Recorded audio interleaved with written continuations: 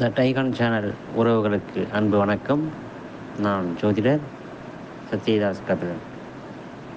நண்பர் விஜய் அவர்கள் கேட்டுக்கொண்டதற்காக இந்த சேனலில் ஜோதிடம் சம்பந்தப்பட்ட மாத பலன்களை நாம் வழங்க இருக்கிறோம். அதன்படி முதல் முறையாக ஆவணி மாத பலன்களிலிருந்து நாம் தொடர்ந்து பார்க்கலாம். 12 ராசிகளுக்கு உண்டான பலன்களை இனி ஒவ்வொன்றாக தனித்தனியாக பார்ப்போம். வாருங்கள். அடுத்து நம்ம பார்க்க போகிறது கும்பராசி. கும்பராசிக்கான ஆவணி மாத பலன்கள் ஃபஸ்ட்டு கிரக சஞ்சாரத்தை பார்ப்போம். ராசியிலே சனி பகவான் வக்ரம் பெற்றிருக்கிறார். 2ஆம் இடத்துல ராகு, 4ஆம் இடத்துல செவ்வாய், குரு. இந்த செவ்வாய் ஒரு 10 நாள் அங்கே இருந்துட்டு 5ஆம் இடத்துக்கு இடம்பெயர்றார். 20 நாள் 5ஆம் இடத்துல இருப்பார் மிதனத்தில். 6ஆம் இடத்துல புதன் பகவான், 7ஆம் இடத்துல சூரியன், சுக்கிரன். இந்த சுக்கிரன் பகவான் 10 நாள் அங்கே இருந்துட்டு 8ஆம் இடத்திற்கு கன்னி ராசிக்கு மாறிடுவார். அதே மாதிரி புதன் பகவான் ஒரு 15 நாள் 6ஆம் இடத்துல இருந்துட்டு ஒரு 15 நாள் 7ஆம் இடத்துக்கு மாறிடுவார். 8ஆம் இடத்துலேயே கேது பகவான். இதுதான் இந்த மாதத்துக்கான கிரக சஞ்சாரம். சந்திர பகவான் உங்களுக்கு இந்த மாதம் பூர்வாட நட்சத்திரம் தனுசு ராசியில் லாபஸ்தானத்தில் இருந்து இந்த மாதம் பிறக்குது.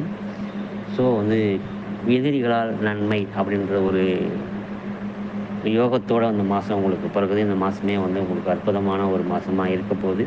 ஜென்ம சனி வக்ரம் பெற்று இருக்கிறதுனால உங்களுக்கு சனியால் ஏற்பட்ட மனக்குழப்பங்கள், தடைகள், தாமதங்கள் எல்லாமே விலகும். அதை நீங்கள் கண்கூட பார்ப்பீங்க. 2ஆம் இடத்துல ராகு உங்களுக்கு தாராள பண வரவுகளை கொடுப்பாரு. நீங்கள் கேட்காத இடத்துலலாம் உங்களுக்கு கடன் கிடைச்சிடும். நிறைய கடனாக கிடைக்கும், நிறைய தானமாக கிடைக்கும், நிறைய கிஃப்டாக கிடைக்கும். அதெல்லாம் இப்போ நீங்கள் அதை அனுபவிக்கிறதுக்கான ஒரு காலமாக தான் இருக்கும். ஸோ ராகு பகவான் உங்களுக்கு தாராள தன வரவை கொடுத்துருவார்.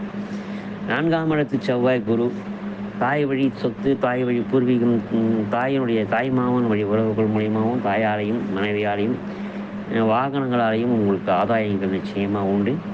அது மூலிமா நிறைய ஏதாவது ஒரு இடத்துக்கு கூட நண்பர் கூட போவீங்க. அந்த இடத்துல உங்களுக்கு சீப்பாக ஒரு இடம் கிடைக்கும். அந்த இடத்த வாங்கி போட்டு மறுநாளே வாங்கிப்பீங்க. இல்லை நீங்கள் ஒரு அட்வான்ஸ் பண்ணிவிட்டு நீங்கள் அதிக லாபத்துக்கு அதை விற்கலாம். ஸோ அது மாதிரி வியாபார நோக்கத்தோடு இருக்கிறவங்களுக்கு பிரயாணங்களால் ஆதாயம். ஒரு பிரயாணமும் உங்களுக்கு நஷ்டத்தை ஏற்படுத்தாது. நீங்கள் எந்த பிரயாணம் பண்ணோம்னாலும் அது உங்களுக்கு ஆதாயத்தை இரட்டிப்பாக்கி தரும் அப்படின்றது தான் அந்த 4ஆம் இடத்துல செவ்வாய், குரு. அது அந்த செவ்வாய் 5ஆம் இடத்துக்கு போகும்போது இன்னுமே உங்களுடைய துணிச்சலான நடவடிக்கைகள் உங்களுக்கு ஆதாயத்தை நிச்சயமாக ஏற்படுத்தும் அப்படிங்கிறது எந்த மாற்று கருத்தும் இல்லை. 6ஆம் இடத்துல புதன் பகவான். நண்பர்கள் பிள்ளைகளால் கொஞ்சம் மனஸ்தாபம் ஏற்படும். பிள்ளைகளே விரோதிகளாக பேசுவார். ஆனால் அவங்களே ஆதாயமாகவும் இருப்பாங்க. அது அவங்களுடைய விரோதத்தில் ஒரு நியாயம் இருக்குதுன்னு நீங்கள் உட்காந்து யோசிப்பீங்க. அப்போ சரி அவன் சொல்கிறதும் கரெக்டு தான் அப்படின்ற மாதிரியான ஒரு மனநிலைக்கு இங்கே வருவீங்க. அது இப்போதைக்கு உடனே கொஞ்சம் மனஸ்தாபம் ஏற்படுத்தி அதுக்கப்புறமா அது ஆதாயம் தான் அப்படின்னு சொல்லிட்டு மனசாந்தி அடையும். அந்த மாதிரியான மாதமாக தான் இது இருக்குது புதன் பகவான். 7ஆம் இடத்துல சூரியன், சுக்கிரன். ரொம்பவே அற்புதமான ஒரு மாதம்.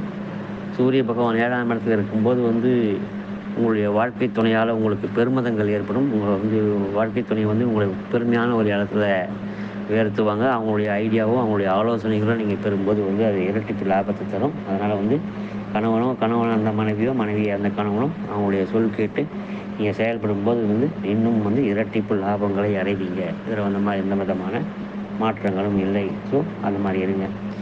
4ஆம் வீட்டு சுக்கிரன் அங்கே தான் இருக்கார். அவரே ஒரு 10 நாள் பொறுத்து 8ஆம் இடத்துக்கு மாறிதார். அதிர்ஷ்டங்களை தேடி தருவார். நான் ஏற்கனவே சொன்ன மாதிரி தாய் வழி உறவுகள், சகோதரி வழி உறவுகள், தாய்மாமன் வழி உறவுகள் மூலியமான ஆதாயங்களை அவங்க அதிர்ஷ்டமாக கிஃப்டாக உங்களுக்கு கிடைக்க போகுது.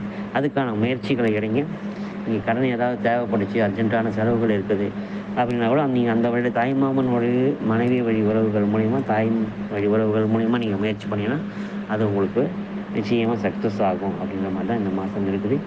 குழப்பங்களை சனி பகவான் குறைச்சிடுவார். லாபங்களை சாகு பகவான் அதிகப்படுத்துவார். மற்றபடி குறை ஒன்றும் இல்லை.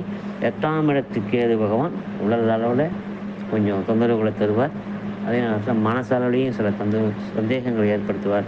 ஒரு இடத்துல போய் கடன் கேட்பீங்க, ஐயோ கிடைக்குமோ கிடைக்காதோ, கொடுப்பானோ கொடுக்க மாட்டானோ அப்படின்ற மாதிரியான ஒரு இரட்டை தவிப்பும் உங்களுக்கு ஏற்படும். கவலைப்பட தேவையில்லை. நாளே உங்களுக்காக இறைவன் கொடுக்க போகிறது நிச்சயமாக அது கடனாலும் சரி, பரிசாக இருந்தாலும் சரி உங்களை தேடி வரும் அப்படின்றத மாற்று கருத்தில் நிம்மதியான ஒரு மாதமாக உங்களுக்கு இருக்கும். தாராள வரவுகள் இருக்குது. திட்டமிட்டு அதை முதலீடு பண்ணுங்கள், செலவு பண்ணுங்கள், ஆதாயமாக்குங்க. இதுதான் வந்து இந்த மாதம் நீங்கள் செய்யக்கூடிய வந்து சிறப்பான விஷயமா இருக்கும். வாழ்த்துக்கள். வாழ்க வளமுடன்.